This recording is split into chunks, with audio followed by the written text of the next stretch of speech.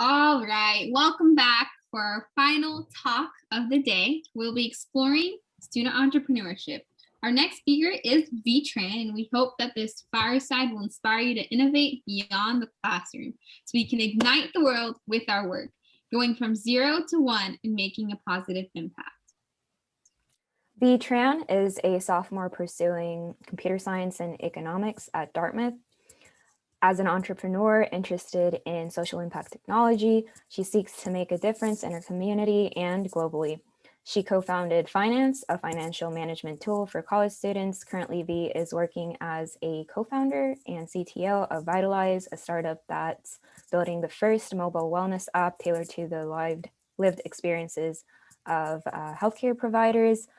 Besides her work in entrepreneurship, V is a software engineer at the DALI Lab, developing another healthcare application. So please give her a warm welcome. And also let's welcome Kalyan Pullela, who will be moderating this fireside this evening. Hello, everyone. I'm Kalyan Pullela. I'm your moderator for this fireside talk with V. Hello, V. Hey guys. Really happy to be here. So how are you today?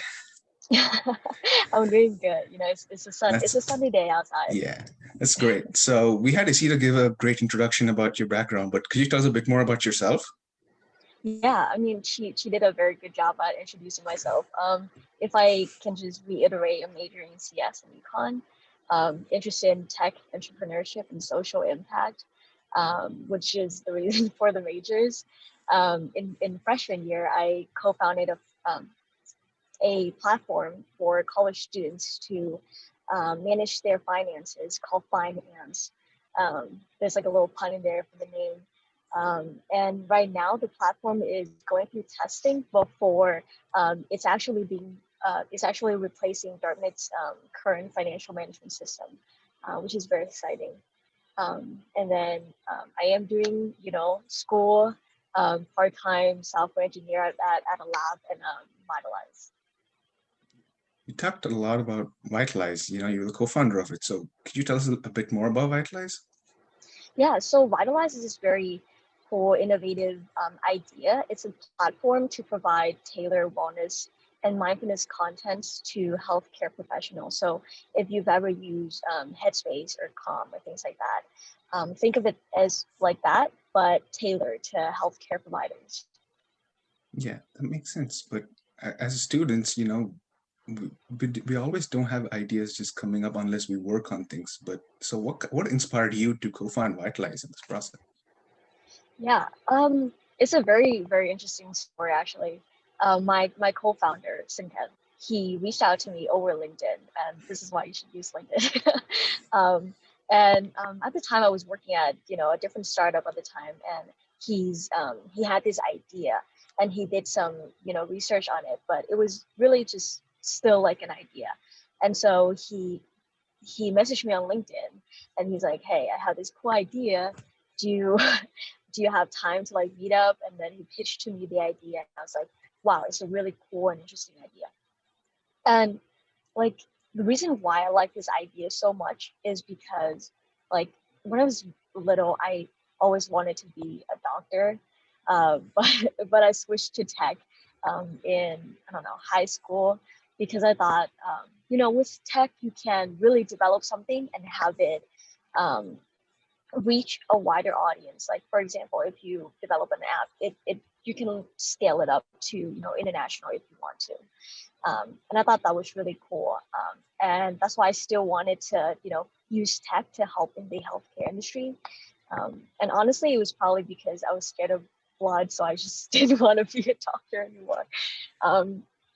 And another reason why I really liked founding Vitalize is because the team has a lot of amazing people. And I was like, if I'm going to spend so much of my time into this, company, then I might as well invest in the people who are working with me. Yeah, the team is pretty important, but you talked about how Sanket pitched you an idea.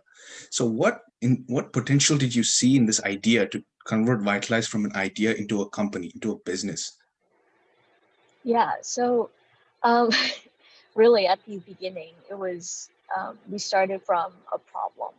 Sanket was like, hey, there's a problem that I think is very interesting to solve.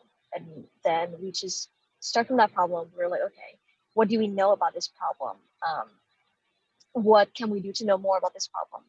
And so that's what we did. We talked to a bunch of people. We interviewed probably like more than 100 people, 120 people maybe.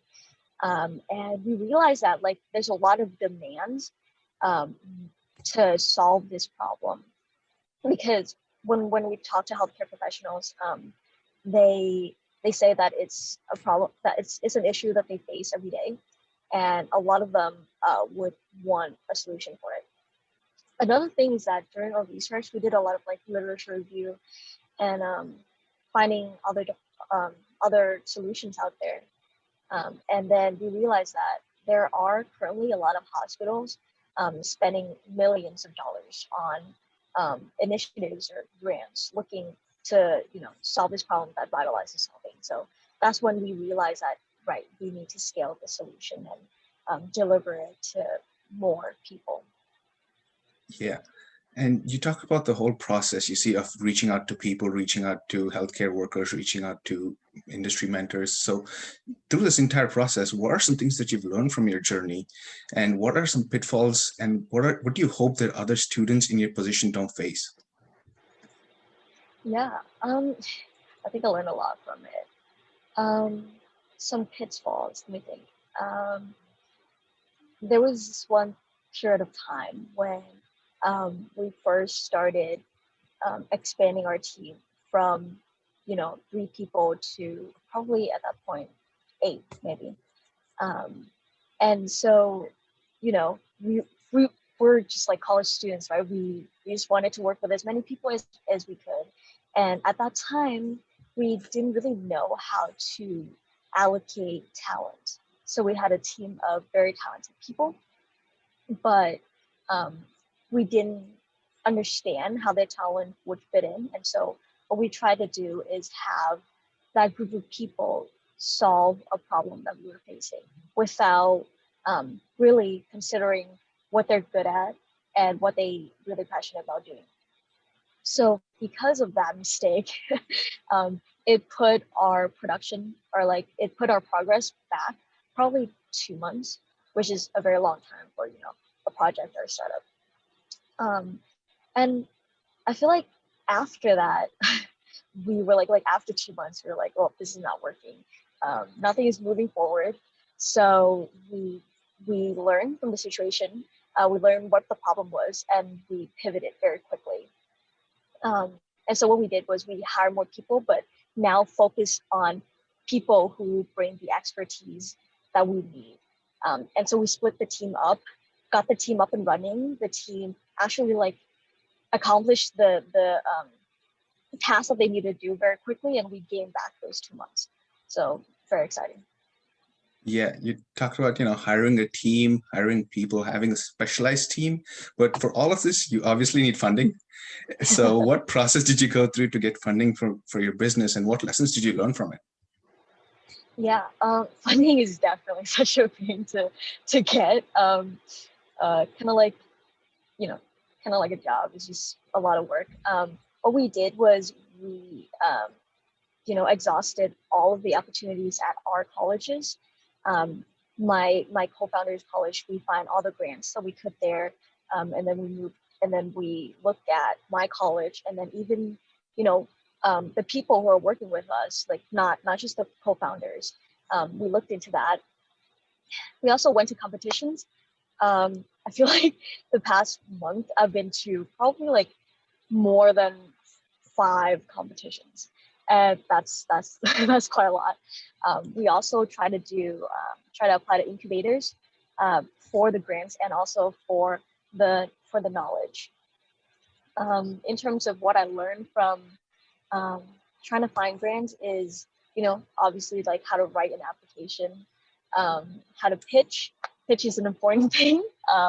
Interview, those 3, and honestly, just convincing, like understanding your audience and convincing them of your mission, what you're trying to accomplish, why you're passionate about it, And yeah, that was probably the most important thing that I learned, like to understand who you're talking to and why would they care, you know?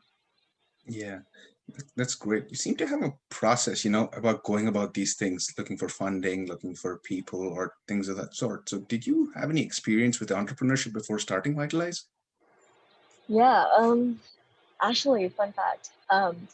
I I've always been kind of like entrepreneurial, even as a child. When I was a child, I would like, I don't know, like sell boba at a at a markup price. This is like in sixth grade, but I never really figured out, or I never really encounter, um, the term entrepreneurship until probably like college. And so in college, my first like entrepreneurial project was Fineance, the platform for college students that I told you before. And so with Fineance, what we did was we also still start from a problem, um, and then we try to understand our audience, and just build it up from there. And it's kind of very similar process. Try to understand what we want to deliver to people, and what they actually want to use. Yeah. So you're the co-founder for Vitalize, and you're also a student. You're also a student. So, like, what responsibilities do you have as a co-founder, and what skills did you develop as you worked through the process of setting up and running this company? Yeah, that's actually a really good question. Skills as like responsibilities as a co-founder, I think as a co-founder, you really do everything. You're the person with the ideas. So ideating is definitely one part that you need to do. And also establishing connections, getting experts to tell you, am I doing this right? Or am I just completely going on the wrong track? Getting funding, designing, developing, the platform or whatever solutions that you want to. So really, as a co-founder, you're responsible for everything in the company. So you kind of learn to be the jack of all trades. Again, like as the previous speaker was saying, like you do need to find people who complement your skills, but you also need to learn how to do everything yourself. I think I learned some skills like like hard skills like business skills, like legal knowledge. Legal knowledge was very, very difficult. It's kind of hard to reach out to a lawyer and have them teach you, and also soft skills like how to work with people and communicate effectively. Yeah. Yeah, so you hyped up Vitalize a lot throughout this talk. So where do you see it going down the line? Yeah. Vitalize, short term, right now, Vitalize is in our development process. So we spent 8 months now to again like understand our market and try to bring Vitalize to a point of market fit. And so did all of that, did all of the design. So right now, in terms of short-term goals, Vitalize wants to have a launch, like a beta launch by the end of summer. And we also are in process of securing, like contracts with hospitals. So in terms of like short-term goals by the end of summer, Vitalize wants to be able to get that launch. And then in terms of long terms, I think what the co-founders want is just to get the solutions to hospitals and to healthcare workers across the US. So that's long term. And to do all this, you're obviously a very motivated students to balance this heavy load. So what tips do you have for other motivated students who also want to take a leap in the tech industry? And what keeps you motivated through this? Yeah. What keeps me motivated? Motivated. So, I think it's just pick a project that you're really passionate about and something that's close to your heart. Um, because without that passion, really, you're going to get burned out very quickly. And that's what I find for a couple projects that or a couple like other startups that I tried to do and fail very quickly. So try to work on something that you're passionate about. And in terms of like failing quickly, like, yes, you're going to fail at so many things, but don't let that stop you from pursuing more things or pivot. Like Vitalize needed to pivot so many times, and we did that. We scrapped so many ideas, but right now is going great. And yeah, so I learned from that. So I would say try to do whatever you want to do, fail, just dive head into it and learn from it. I think you're gonna get, a reward back either way, even if it fails. Like if it fails, you learn a valuable lesson. If it doesn't, then you have a startup. I guess another thing is don't ever hold yourself back. Like there are a lot of times when I wanted to, pursue a startup before, and I was like, I don't know, like I don't have that much knowledge. I have no idea what I'm doing. So I'll probably wait until I'm like 40 to start. But honestly, like no one really knows what they're doing. I'm actually like in an incubator right now for Vitalize, and we're working with MBA students. Like these people have so much experience. And during a meeting with them, I realized that like none of us actually know what we're doing. And so, if you don't know what you're doing, just find a mentor, reach out to someone. Like people are more than happy to help students like we are. Yeah, and going off about the importance of mentors, you talked about mentors previously, you talked about mentors in the last answer too. How do you go about finding the right mentor to help you? Yeah, finding mentors, I think that's kind of difficult and in a way not, because people in like experts, they're always happy to help students, especially students. And people are just nice in general. Like I a lot of our advisors from Vitalize, we just reached out to them on LinkedIn, and we told them our mission, we told them our passion. We make them know that like we're really excited to work with this, and we want their help and want their knowledge. And most of them say yes to being our advisors. So I mean, another way is you can talk to your professors. You already know these professors, and professors are there to teach. Professors want to support you. So if worst comes to worst, reach out to professors. They're amazing, smart people, and they will help you. Yeah, that's how I found my advisors and my mentors. Yeah, we've also had some, for SJSU students, we've had some professors here. We also had professionals like you, as well as other VPs come through. So I think like reaching out to them would be a great idea. And that, leads us to our last questions. We've had a pretty interesting talk about Vitalize, your process, and you as a student entrepreneur. So do you have any other comments or things you'd like to add before we wrap up? Yeah, so like I said before, Vitalize is currently in our dev process, and we're also expanding our team. So that's, more than dev, like that's business size, that's marketing, that's everything to scale Vitalize up. So in preparation for, and we're doing this in preparation for our beta launch. Our team right now is almost at 20 people, and we would want to bring on more people. So if you're interested in our mission, or if you just think it's a really cool thing and want to chat with me, like I would be more than happy to talk to you guys. I love getting to know new people. So I think yeah, Kalyan, put my email in the chat. But if emailing is something that you don't want to do, you can also just reach out to me on LinkedIn.